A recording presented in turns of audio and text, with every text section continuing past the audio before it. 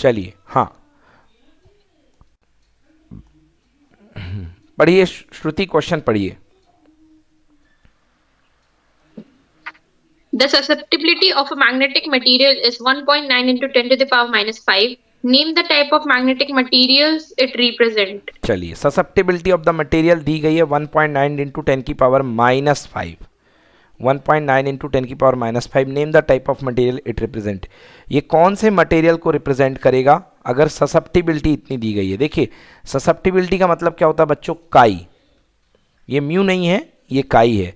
तो ससेप्टिबिलिटी जो है इसकी कैसी है? स्मॉल पॉजिटिव है, पॉजिटिव है बट स्मॉल है। देखो जब इसको सॉल्व करोगे तो 0 पॉइंट समथिंग समथिंग समथिंग आएगा, स्मॉल पॉजिटिव है। इसका मतलब ये कौन सा मटेरियल बच्चों? ये पैरामैग्नेटिक मटेरियल है। समझ में आया कि नहीं आया रीना? यस सर, आ गया समझ हाँ, में। तो लिख लो इसको स्मॉल कॉपी में एग्जाम्पल पॉजिटिव। करके।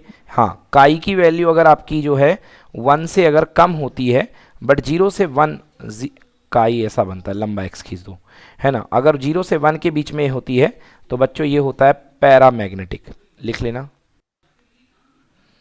और अगर 1 से बड़ी होती तो ferromagnetic. Done? Done sir.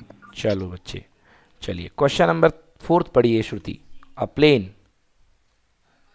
A plane electromagnetic wave travels in vacuum along x direction. What can you say about the direction of electric and magnetic field vectors? चलिए बोलिए बेटा आंसर। तो y और z के डायरेक्शन में होगा, exactly perpendicular. पढ़ो arena. Electric field along, Electric field along y direction, magnetic field along z direction, so that KEB form a right-handed system. Yes. तो देखिए आपके पास जो वेव जा रही है बच्चों वो एक्स डायरेक्शन में जा रही है। इनका कहना है कि electromagnetic wave travel x direction, ठीक है ना। तो इलेक्ट्रोमैग्नेटिक वेव जो है एक्स डायरेक्शन में जा रही है, मतलब आई कैप, ठीक है ना, आई कैप। अब आपको बताना है कि जे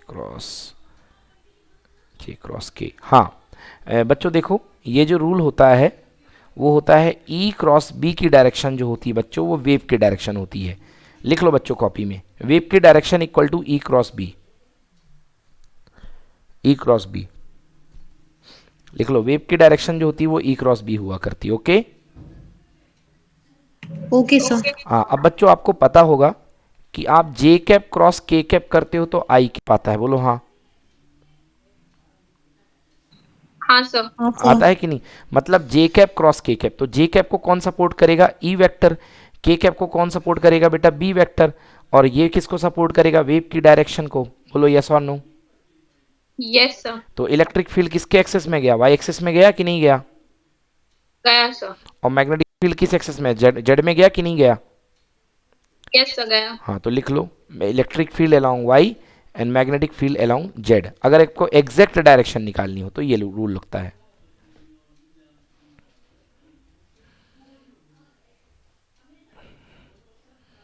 बच्चों क्लियर अच्छे से हुआ?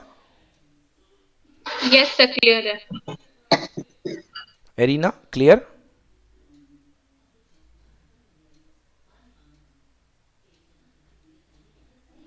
एरिना क्लियर हुआ? यस सर, क्लियर हो गया। वो वाईफाई ओके बंद हो गया था तो आपकी आवाज नहीं आ रही थी। ओके बेटा, चलिए क्वेश्चन नंबर 10 पढ़ो श्रुति। A magnet is quickly moved in the direction indicated by an arrow between two coils C1 and C2 as shown in the figure. What would be the direction of induced current in each coil as seen from the magnet? Justify your answer. चलिए हाँ बेटा, ये north से दूर जाएगा तो ये इसको पास बुलाने के लिए ये वाले फेरे में क्या बनेगा? साउथ बनेगा। Yes sir. हाँ सर, बनेगा। ये साउथ बनेगा। साउथ का मतलब क्लॉकवाइज कि anti clockwise? Sir clockwise. Clockwise. अब ये साउथ पास में आ रहा है तो इसको रोकने के लिए ये भी क्या बनेगा? साउथ बनेगा कि नहीं बनेगा? यस सर, बनेगा। यस। सर। तो मैग्नेट की तरफ से देखने में इसमें भी क्या होगा बेटा? क्लॉकवाइज। समझ में आया? Yes sir. चलिए पढ़ो एरिना, आंसर पढ़ो। According to Lenz's law, The direction of induced current is such that it opposes the relative motion between coil and magnet. The near face of coil C1 will become south pole, so the direction of current in coil C1 will be clockwise. The near face of C2 will also become south pole to oppose the approach of magnet. So the current in coil C2 will also become clockwise. चलो done, clear हुआ? Yes, sir. चलिए next श्रुति next question कीजिए, पढ़िए. Yes, sir. Figure shows two identical capacitors C1 and C2, each of 1 mu farad capacitance connected to a battery of 5 volt. Initially, switch S is closed. After some times, S is left open and dielectric slabs of dielectric constant K is equal to 5 are inserted to fill completely the space between the plates of the two capacitors. How will the charge and potential difference between the plates of the capacitor be affected after the slabs are inserted? हाँ बच्चों बताओ, ऐसा question मैंने करवाया था कि नहीं करवाया था? Yes, sir, करवाया है. चलिए करवाया तो था. बिल्कुल इसी के जैसा ये करना है. तो सबसे पहले बेटा ये 5 वोल्ट है, इसको फुल्ली चार्ज कर देगा, इसको भी फुल्ली चार्ज कर देगा. बट जब अपन इसको ओपन कर देते हैं तो इसकी वोल्टेज सेम रहेगी डाइलेक्ट्रिक रखने के बाद भी, मगर डाइलेक्ट्रिक रखने से इसका वोल्टेज कम हो जाएगा. चलो करते हैं सॉल्व. देखिए इनिशियल वोल्टेज दोनों पे चार्ज कितना आएगा बेटा? Q equal to C V. C है 5, सॉरी सी है 2, ये है 5, तो 10 माइक्रो आ गया. बोलो समझ में आया कि नहीं आया? Yes, sir, आ गया. उसके आ गया. चलिए तो अब 5 वोल्ट है. अब जैसे ही मैंने पोटेंशियल डिफरेंस अप्लाई कर दिया इसको ओपन करके, तो इसमें तो 5 ही रहेगा, 5 वोल्ट रहेगा. मगर अब इसमें चार्ज जो था 10 माइक्रो कूलम रहेगा, और जो कैपेसिटी हो जाएगी नई वाली दोनों की हो जाएगी बच्चों 10 माइक्रो फेरेड, क्योंकि सी डैश इक्वल टू होता के इंटू सी, तो 10 माइक्रो फेरेड. तो नए वाले पे जो चार्ज रहेगा वो कितना हो जाएगा बच्चों? 50 माइक्रो कूलम, क्योंकि वोल्टेज इतना है. ठीक है ना? But charge on C2 that is equal to C2 into Q2 dash that is equal to Q2 equal to 10 micro coulomb, क्योंकि भैया दूसरा वाला जो चार्ज है वो बढ़ नहीं सकता है, क्योंकि उसके पास उतना ही चार्ज रहेगा, तो 10 माइक्रो कूलम. बोलो बच्चों यस और नो? Yes, sir. ओके तो 10 माइक्रो कूलम है ना, तो उसके पास चार्ज 10 रहेगा. अब पोटेंशियल डिफरेंस की बात करते हैं. पहले वाले में तो बेटा 5 वोल्ट ही रहेगा, दूसरे वाले में बेटा टोटल चार्ज अपॉन कैपेसिटी, तो total charge 10 micro coulomb upon capacity भी 10 की है ना? कैपेसिटी कितनी की हो गई? नई वाली 10 की हो गई है, तो 10 की 10 Yes. आंसर कितना हो गया? 1 वोल्ट. समझ में आया कि नहीं आया? Yes, sir, आ गया. Yes, sir, आ गया. चलो चलिए नेक्स्ट क्वेश्चन. अब इसमें कह रहा है कि बताइए कौन सा ऑपरेशन है? ए इंटू बी, ए बार बी बार, तो ये हो जाएगा देन, एंड देन ये हो जाएगा एक्स बार, मतलब एक्स मिलेगा आपको, ए इंटू बी मिलेगा, तो ये होना चाहिए. हाँ ए इंटू बी मिल गया, एंड ऑपरेशन है ये, बिल्कुल सही. Wave form is shown as figure. चलिए सिलेबस से हट गया बच्चों, कुछ करना ही नहीं है आपको इसके लिए. Bye bye. चलिए हाँ अगला क्वेश्चन पढ़िए श्रुति. How is forward biasing different from reverse biasing in a PN junction diode? चलो बताओ जरा श्रुति कि फॉरवर्ड बाइसिंग जो होती है रिवर्स बाइसिंग से कैसे अलग होती है, समझाओ जरा. Sir, forward biasing में sir current is sir more and reverse biasing में सर current जो होता है वो बहुत ही कम होता है. देखो श्रुति, सबसे पहले ये आपको कहना है कि फॉरवर्ड बाइसिंग में आप पी टर्मिनल को पॉजिटिव से और एन टर्मिनल को नेगेटिव कनेक्ट करते हो, और हाँ और इसमें उल्टे डायरेक्शन में कनेक्ट करते हो. फॉरवर्ड बाइसिंग में डिप्लेशन लेयर सिमट करके पतली हो जाती है, और रिवर्स बाइसिंग में डिप्लेशन लेयर बहुत ज़्यादा हो जाती है. समझ में आया? Yes, sir. चलिए अब इसको देखते हैं. पढ़ो एरिना. फॉरवर्ड बाइस. Forward bias. First, within the junction diode, the direction of applied voltage is opposite to that of built-in potential. The current is due to diffusion of majority charge carriers through the junction and is of the order of milliamperes. The diode offers very small resistance in the forward bias. Reverse bias. The direction of applied voltage and barrier potential is same. The current is due to leakage of minority charge carriers through the junction and is very small of the order of microampere. The diode offers very large resistance in reverse bias. हाँ बच्चों बताओ इसमें कौन सा point तुम लोग को समझ में नहीं आया? कौन सा पॉइंट एक्सप्लेन कर दूं? सर ये फर्स्ट वाला थोड़ा सा सर हाँ देखो applied voltage वाला बेटा. barrier potential. ओके देखिए बेटा, जब आपको पता होगा कि यहाँ पी ए जंक्शन होता है, यहाँ एन जंक्शन होता है। तो जब आप बैटरी, जब आपका ये वो बनता है बैरियर वोल्टेज बनता है, तो आपको यहाँ याद होगा कि जो बैरियर बैटरी बनती है उसका पॉजिटिव टर्मिनल यहाँ होता है और निगेटिव यहाँ होता है। याद आया? याद है सर। Yes, हाँ, sir. तो इसका जो इलेक्ट्रिक फील्ड बनता है वो बैरियर इलेक्ट्रिक फील्ड पीछे की तरफ बनता है, और हम लगाते हैं प्लस ये और माइनस ये, तो हमारा जो इलेक्ट्रिक फील्ड बनता है वो बाहर की तरफ बनता है, इस तरफ। बोलो यस और no. Yes Yes, sir. sir. तो ये जो इलेक्ट्रिक फील्ड जो जनरेट करेगा पोटेंशियल, उसको बोलते हैं बैरियर पोटेंशियल, या उसी को बोलते हैं बिल्ट इन पोटेंशियल। और हमारी जो डायरेक्शन होती है वो अलग होती है हमारे अप्लाइड पोटेंशियल की। Applied voltage is opposite. आया समझ में कि नहीं आया? हाँ सर, आ Yes, गया। sir. ओके अच्छा, रिवर्स बाइस में क्या होता है कि ये हो जाएगा नेगेटिव, ये हो जाएगा पॉजिटिव। तो हमारा जो उस समय जो वोल्टेज होगा वो उसी के सपोर्ट में आ जाएगा, ई बी के। जो एक्सटर्नल वोल्टेज लगाएंगे उसका प्लस उसका माइनस सपोर्ट में आ जाएगा। बोलो यस और नो बच्चों। Yes Yes. सर। हाँ, तो ये दूसरे वाले में ये लिखा है, applied voltage is same direction. समझ में आया? Yes, sir. आ गया. श्रुति क्लियर बेटा? Yes sir. और कोई पॉइंट बेटा कोई दिक्कत में है? नहीं सर, बाकी तो क्लियर है। चलो नेक्स्ट नेक्स्ट नेक्स्ट। श्रुति, ऐसा कोई क्वेश्चन अपन ने करा था क्या? हाँ सर, किया था ना। हाँ, पढ़ो बेटा question. In the circuit shown, R1 is equal to 4 ohm, R2 is equal to R3 is equal to 5 ohm, R4 is equal to 10 ohm, and E is equal to 6 volt. Work out the equivalent resistance of the circuit and the current in the each circuit, each resistor. Okay देखिए students, यहाँ पर हम अगर current जाएगी यहाँ से, तो यहाँ से तीनों एक ही रास्ता, मतलब पैरेलल हैं ये तीनों रास्ते। ये देखो, चाहे ये देखो, चाहे ये देखो, ये देखो, ये पैरेलल है कि नहीं है? है सर। Yes, sir. है. तो इन तीनों का पैरेलल निकाल के इसके साथ सीरीज कर देंगे तो टोटल अपने पास रेजिस्टेंस आ जाएगा, और current upon resistance, sorry voltage upon resistance equal to current आ जाएगी। तो देखिए कैसे सॉल्व किया। ये देखिए तीनों का पैरेलल निकाला, पैरेलल आ गया 2 ओम, 4 के साथ सीरीज, पैरेलल करंट आ गई 1 एम्पियर। बोलो यस और no. Yes, yes sir. Sir. Okay, अब ध्यान से देखना, फिर वही बात जो पहले करी थी बेटा। यहाँ से अपन ने जो करंट निकाली वो कितने एम्पियर की चली अपन के पास? 1 एम्पियर की। ओके, तो 1 एम्पियर की करंट यहाँ से जा रही है। अब देखो एरिना कि यहाँ पर जो बैटरी लगी है वो 6 वोल्ट की है। बोलो हाँ। हाँ सर. अब ये जो 6 वोल्ट की बैटरी है, जब करंट जाएगी और ये R1 है 4 ओम का, तो 4 बन जा 4, मतलब कि 4 वोल्ट तो इसी के ऊपर ड्रॉप हो गया 6 वोल्ट में से। यस और नो? Yes, sir. भाई हो 6 गया. वोल्ट में से 4 इसी के ऊपर ड्रॉप हो गया, तो आगे वाले पॉइंट के लिए कितना मिला बेटा? 2 वोल्ट। बोलो 2 yes. volt. Yes, sir. 2 volt मिला, तो मतलब ए और बी के अक्रॉस कितना जाएगा? 2 वोल्ट।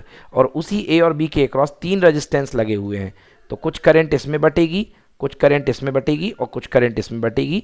तो करंट का फॉर्मूला होता है I equal to V by R, I equal to V upon R. Clear हुआ? Yes, sir. Clear. बस, तो I two is equal to, voltage है 2 वोल्ट और रेजिस्टेंस कितना है? R2। R2 कितने ओम है? 4 ओम। तो 2/4, आंसर कितना? 0 पॉइंट, हाँ बेटा 0.5। सर Zero- 5 ओम है सर। 2। 2/R2 5 है। हाँ बेटा R2 5 है, तो 2/5, 2/5, तो आंसर आएगा 0.4 एम्पियर। क्लियर हुआ? Yes sir. Yes, sir. तो देख लीजिए, इस तरीके से वही फॉर्मूला लगा करके इन लोगों ने किरचॉफ लॉ लगा दिया है या कुछ और कर दिया है, तो मेरा करंट बिल्कुल सही आ रहा, I2 इक्वल टू 0.4 बन जाएगा। बन जाएगा सर। Yes, sir. ऐसे I4 निकाल लेना, ऐसे I1 निकाल लेना। क्लियर? क्लियर है सर। Clear, sir. चलिए नेक्स्ट क्वेश्चन। श्रुति पढ़िए अगला question. An electron An electron and a photon each have a wavelength of 1.50 nanometer. Find their momenta, the energy of the photon, and the kinetic energy of the electron. okay, an electron and photon have a wavelength of 1.50 nanometer. Find their momenta, the energy of photon and kinetic energy of the electron. तो बच्चों मैंने इसका directly formula बताया था आपको, है ना, कि इलेक्ट्रॉन का वेवलेंथ दिया हुआ है, मोमेंटम निकालने का डायरेक्टली फार्मूला, वेवलेंथ है इक्वल टू होता है h/p, तो p इज इक्वल टू हो जाएगा h/λ। बोलो कर लोगे? Yes, sir. Yes, Correct. sir. हाँ, तो p इक्वल्स टू फार्मूला हो गया h/λ। तो उससे आगे अपने पास इसका momenta. Then next question, energy E equals to hc/λ, that is equal to p into C. Okay, H C by lambda. तो एच सी बाई लैम्डा जो हुआ करता है, एच बाई लैम्डा को पी बोलते हैं। ओके, एच बाई लैम्डा को क्या बोलते हैं? पी। और Yes, sir. इनटू सी, तो पी के साथ सी का मल्टीप्लाई कर दिया तो फोटोन की एनर्जी आ गई। बोलो बच्चों, यस और no? Yes, Yes, sir. sir. अब इलेक्ट्रॉन की एनर्जी निकालते हैं। तो इलेक्ट्रॉन बेटा पार्टिकल है, फोटोन तो क्या है? एक वेव का पार्टिकल है। तो फोटोन की एनर्जी का फॉर्मूला होता है E equal to h nu. मगर इलेक्ट्रॉन के केस में आप E equal to h nu नहीं लगा सकते हो, क्योंकि kinetic energy of electron equal to half M we square. बोलो बच्चों, यस और नो? Yes, sir. तो half M v Yes, sir. Square को अपन ने क्या पढ़ा था 11th क्लास में? P square upon 2m। पढ़ा था कि नहीं पढ़ा था? Yes, sir. sir. पढ़ा था. काइनेटिक एनर्जी का formula P square upon 2m। तो चलो पी स्क्वायर अपॉन 2m कर लोगे? Yes, sir. कर कर लेंगे. लेंगे. चलिए, गुड। Next question. हाँ, अगला क्वेश्चन पढ़िए श्रुति। बट बच्चों, लास्ट वाला बन जाएगा कि नहीं? नहीं बनेगा? बन जाएगा सर. कोई बन जाएगा, सर. एरिना, कोई दिक्कत तो नहीं बेटा आपको? नहीं सर, नहीं है. चलिए, नेक्स्ट क्वेश्चन देखिए, क्वेश्चन नंबर 24 पढ़िए श्रुति। Yes, state. sir. State the law of radioactive decay. Plot a graph showing the number n of undecayed nuclei as a function of time t for a given radioactive sample having half-life t half. Depict in the plot the number of undecayed nuclei at t is equal to 2 t half and t is equal to 4 t half. चलिए, मतलब 2 half time में और 4 half time में आपको अनडिकेड particle बताने हैं, कितना nucleus अनडिकेड बचा हुआ है, और ग्राफ दिखाना है। तो बच्चों आपको ग्राफ पता होगा, एक्सपोनेंशियल डिके आया करता है। यस, पढ़ो बेटा, क्या होता है? Rate law. रेट लॉ बोला गया, state law of radio active decade. पढ़िए एरिना, क्या होता है radio active decay law? The number of nuclei undergoing the decay per unit time at any instant is proportional to the total number of nuclei present in the sample at that instant. This is the law of radioactive decay. चलिए, एक graph बना लीजिए बच्चों। तो देखिए, first half time में n0/2 में हो जाता है बेटा, सेकेंड हाफ टाइम में n0/4 हो जाएगा, थर्ड हाफ टाइम में कितना हो जाएगा? n0/8 हो जाएगा, और फोर्थ हाफ टाइम में n0/16 हो जाएगा। मतलब आधा आधा होता जाएगा। क्लियर हुआ कि नहीं हुआ? Clear है सर. हाँ, नोट कर Yes, लो। sir. फर्स्ट हाफ टाइम के बाद n0/2 बचेगा, सेकेंड हाफ टाइम के बाद n0/4 बचेगा, और फोर्थ हाफ टाइम के बाद n0/16 बचेगा। बना लीजिए ये ग्राफ अच्छे से।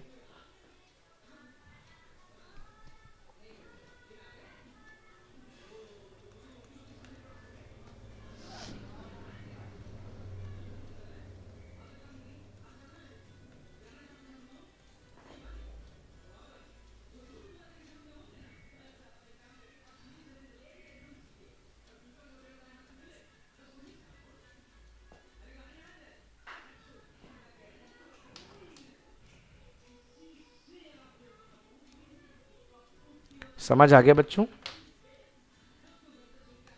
Yes, sir. Yes, sir. आ गया. बहुत अच्छे। तो देखिए, number of undecayed nuclei T equal to N 2 times of n/2 पर 2 टाइम्स डबल हाफ टाइम पर कितना होगा? n0/4, and after fourth half time period कितना होगा? n0/16। क्लियर? Clear sir. चलिए, नेक्स्ट अगला क्वेश्चन चल रहे हैं। पढ़िए श्रुति, question number 2। A plane. A plane electromagnetic wave travels in vacuum along y direction. What can you say about the direction of electric and magnetic field vectors? चलिए बताओ, electric field और magnetic field कहाँ जाएगा? तो Y direction में sir, जाएगा। Electric x में जाएगा और मैग्नेटिक सर z में जाएगा. अच्छा, मतलब आपका कहना है I cap cross J cap equal to electric X में जाएगा और मैग्नेटिक किस में जाएगा बेटा? नहीं, j cross i cap. Electromagnetic field आएगा सर. हाँ, क्या बोल रही है बेटा? क्या बोल रहे हैं रीना? सर Z में आना चाहिए sir. K cross I is equal to J cap. हाँ, तो बिल्कुल Z में सही, इलेक्ट्रोमैग्नेटिक फील्ड. बिल्कुल सही, बिल्कुल सही। K cap cross I cap equal to J cap. बोलो, यही होता है कि नहीं होता? यस सर, यही होता है. मतलब इलेक्ट्रिक फील्ड जाएगा जेड में और मैग्नेटिक फील्ड जाएगा एक्स में। समझ में आया? Yes sir. हाँ, तो answer electric field along x direction and magnetic field along. देखो बेटा, अगर एक्स और जेड हो रहा है तो डायरेक्शन नेगेटिव की हो जाएगी उसकी, बट इसने लिखा नहीं है कि किस डायरेक्शन में है, ये वाई लिखा है, तो पॉजिटिव वाई या नेगेटिव वाई, तो इन लोगों ने रफली आंसर दे दिया है। समझ में आ गया ना बच्चों? Yes, sir. Okay, sir. हाँ, इन लोगों ने पॉजिटिव आई, मतलब अगर करेक्ट जो ऑर्डर होता है वो ई क्रॉस बी का हुआ करता है, तो जो भी आप लिख करके आओगे वो गलत नहीं माना जाएगा, चाहे आप के क्रॉस आई लिख दो या आई क्रॉस के लिख दो। Okay? Okay, Okay, sir. sir. क्योंकि अलोंग वाई डायरेक्शन बोला है, वाई डायरेक्शन में प्लस बोला कि नेगेटिव बोला, कुछ बोला नहीं है ना? तो एक जाएगा एक्स में, एक जाएगा जेड में, बस हो गया। तो एक को एक्स में ले लो, एक को जेड में ले लो। चलिए नेक्स्ट क्वेश्चन। अगला क्वेश्चन पढ़िए श्रुति। The susceptibility of a magnetic material is minus 4.2 into 10 to the power minus 6. Name the type of magnetic materials it represents. बताओ भाई, कौन सा मैग्नेटिक मटेरियल है ये? So, diamagnetic. Diamagnetic. हाँ बिल्कुल सही, डायामैग्नेटिक है, क्योंकि इसकी ससेप्टिबिलिटी नेगेटिव होती है और डायामैग्नेटिक मटेरियल की ही ससेप्टिबिलिटी नेगेटिव होती है। Correct answer. Next question number 9 पढ़िए श्रुति। Explain how depletion region is formed in a junction diode. हाँ, समझाइए कि डिप्लेशन रीजन जो होता है जंक्शन डायोड में कैसे फॉर्म हुआ करता है। पढ़िए बेटा आंसर। पढ़ो arena. Formation of depletion. Formation of depletion layer. At the junction, there is diffusion of charge carriers due to thermal agitation, so that some of electrons of n region diffuse to p region, while some of holes of p region diffuse to n region. Some charge carriers combine with opposite charges to neutralize each other. Thus, near the junction, there is an excess of positively charged ions in n region and an excess of negatively charged ions in P region. This sets up a potential difference called potential barrier and hence an internal electric field EI. The field EI is directed from N region to P region. This field stops the further diffusion of charge carriers, thus the layer Thus the layer of approximately 10 की power minus 4 centimetre और 10 की power minus 6 centimetre on either side of the junction becomes free from the mobile charges carriers and hence it is called the depletion layer. बोलो समझ में आया? Yes, sir. चलो arena, क्या हो बेटा आप क्लास में? सर मैं हूँ क्लास में, ओके बेटा, वो मैंने आप, पढ़ भी दिया पूरा। अरे नहीं नहीं, आपकी आवाज़ पूरी कट गई थी बेटा बीच में, इसलिए मेरे को लगा। सर एक्चुअली वाईफाई काम नहीं कर रहा, मोबाइल डेटा के उस पे हूँ इसलिए शायद। हाँ हाँ, इसीलिए। चलो देखो बेटा क्या हो रहा है यहाँ पे, आपके पास देखो बेटा, ये P है रीज़न और ये N रीज़न है। तो मैंने बताया था बच्चों कि यहाँ के जो आयन्स होते हैं वो डोनर आयन होते हैं, मतलब ये इलेक्ट्रॉन को दिया करते हैं। बोलो, बताया था, ये इलेक्ट्रॉन को भगाते हैं कि जाओ भाई तुम जाओ हमारे पास से, ये डोनर आयन होते हैं। और बेटा जो प्लस वाले होते हैं वो एक्सेप्टर होते हैं, मतलब इसके नेगेटिव कोर आयन हुआ करते हैं। बोलो यस। Yes sir. Yes. और इनके पास होल होता है, ठीक है ना? Yes, sir. तो बच्चों क्या होता है, नॉर्मल सिचुएशन में टेम्परेचर एजिटेशन की वजह से यहाँ पर जा करके, अब जैसे मान लो यहाँ वाले जो होल और इलेक्ट्रॉन है, हाँ, तो वो क्या होंगे बेटा, ये इनके कंबाइन कर जाएंगे। कौन कौन? होल और इलेक्ट्रॉन। तो होल और इलेक्ट्रॉन एक दूसरे से कंबाइन कर गए और एक दूसरे को क्या कर दिया, नष्ट कर दिया, कोलैप्स कर गए। तो यहाँ पर केवल और केवल क्या बनेंगे बेटा, इमोबाइल नेगेटिव आयन, और इस तरफ क्या बनेंगे बेटा, इमोबाइल पॉजिटिव आयन। इस इमोबाइल पॉजिटिव आयन के कारण और इस इमोबाइल नेगेटिव आयन के कारण हल्का सा वोल्टेज यहाँ पे नेगेटिव और यहाँ पर पॉजिटिव बन जाता है। इसको बोलते हैं बैरियर वोल्टेज। क्या बोलते हैं बच्चों? Barrier voltage. बोलो आया Yes, समझ sir. में? और इसके बीच में जो लेयर बनती है, ये जो बीच में लेयर बन रही है जिसमें कोई भी मोबाइल चार्ज नहीं है, इस लेयर को हम बोलते हैं क्या?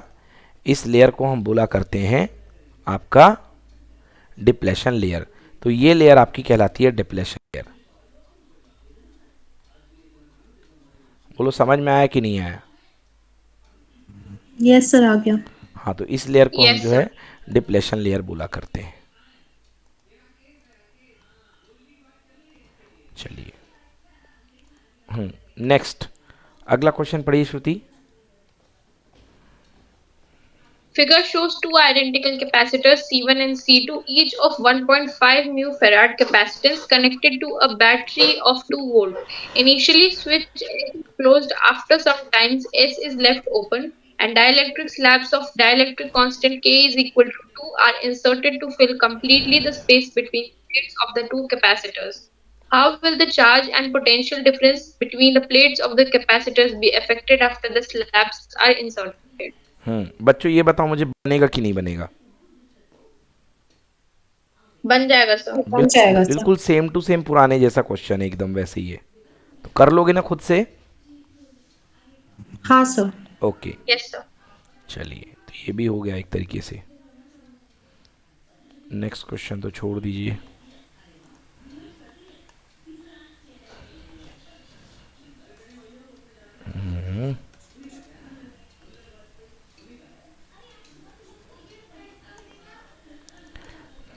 चलो नेक्स्ट क्वेश्चन पढ़िए श्रुति।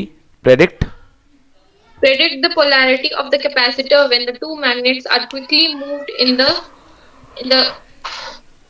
directions marked by the arrows. चलिए देखिए, अब ये नॉर्थ इसके पास में आ रहा है, तो उधर से देखने पर, उधर से मैग्नेट की तरफ से देखने पर इसमें कौन से डायरेक्शन की करंट जाएगी बच्चों? नॉर्थ साइड में। बोलो हाँ या ना? हाँ सर। मतलब हाँ यहाँ सर। पर जो करंट चलेगी इस वाले में, पीछे की तरफ से, नॉर्थ की तरफ से, यहाँ पे नॉर्थ बनेगा, मतलब ऐसा दिखाई देगा। मतलब जो करंट है ये ऐसे आ करके ऐसे चलेगी। बोलो बच्चों यस और नो? Yes sir. मतलब करंट इस टर्मिनल से निकल रही है और जा करके इस टर्मिनल में अंदर जा रही है, तो ए वाला होगा पॉजिटिव और बी वाला होगा नेगेटिव। बोलो यस और no? Yes sir. Yes. Okay, तो बिल्कुल सही। Capacitor A will be positive and plate B will be negative. Any problem? No sir. No sir. हाँ, अब देखिए बेटा, यहाँ पर ये नॉर्थ आ रहा था पास में, तो ये नॉर्थ बन रहा था, और यहाँ पर साउथ पास में आएगा, तो ये क्या बनेगा? ये वाला प्लेट साउथ ही तो बनेगा। बोलो हाँ? हाँ सर। हाँ सर। तो उधर से जो नॉर्थ रहेगा, इधर से तो साउथ ही दिखाई देगा। उधर से जो यस सर। नॉर्थ है, उधर से जो नॉर्थ है, इधर से साउथ ही दिखाई देगा कि नहीं दिखाई देगा? यस सर, वही देगा। नहीं आया समझ में एरिना आपको? सर ये उधर इधर कैसा, मेरे को समझ में नहीं आ ओके रहा। बेटा, देखो ये छल्ला है। बोलो हाँ? सर हाँ ओके सर, अब आ रहा है। छल्ला है, समझ में आया? मतलब हाँ सर। अब एक काम करो बेटा, अपनी कॉपी में तुम एक पेपर में पेन गड़ा करके, पेपर में पेन जोरों से गड़ा करके एक छोटी सी रिंग सी काट लो। ओके, और इसमें नॉर्थ पोल बना करके, यहाँ से नॉर्थ पोल बना करके जो है करंट की डायरेक्शन देखो, एंटी क्लॉकवाइज सामने की तरफ बना दो। बोलो हाँ? हाँ सर। अब एक काम करो, वो उसको पेन से उसको पेपर को पलटो पीछे की तरफ, और देखो वो डायरेक्शन आपको क्लॉकवाइज दिखाई दे रही कि नहीं दिखाई दे रही पीछे से? हाँ सर, क्लॉकवाइज दिख रही कि नहीं दिख रही है? Yes sir. हाँ, मतलब अगर सामने इधर वाले फेस से देखोगे तो ये आपको नॉर्थ पोल दिखाई देगा। यस और नो? Yes sir. और ये डायरेक्शन एंटी क्लॉकवाइज है। और अगर पीछे से आकर के देखोगे तो यही चीज आपको, ये जो करंट है वो क्लॉकवाइज दिखाई दे रही है, मतलब आपको साउथ पोल बनेगा। बोलो यस? Yes sir. मतलब भी किसी भी कॉइल का एक फेस अपने आप नॉर्थ बन जाता है और पीछे वाला साउथ बन जाता है, और ये कहलाता है मैग्नेटिक डाइपोल। क्या कहलाता है? Magnetic dipole. समझ में आया कि नहीं आया? यस सर, आ गया। चलिए पढ़िए एरिना, आंसर पढ़िए। Current Current induced in coil will oppose the approach of magnet. Therefore, left face of coil will act as a north pole and right face as south pole. For this, the current in coil will be anti-clockwise as seen from left. Therefore, the plate A of capacitor will be positive and plate B will be negative. तो इसलिए plate ए जो होगी positive होगी और plate B जो होगी negative होगी, क्योंकि नॉर्थ पोल बनाने के लिए, एंटी क्लॉकवाइज करंट बनाने के लिए इसको जो है प्लस होना पड़ेगा, इसको माइनस होना पड़ेगा। चलिए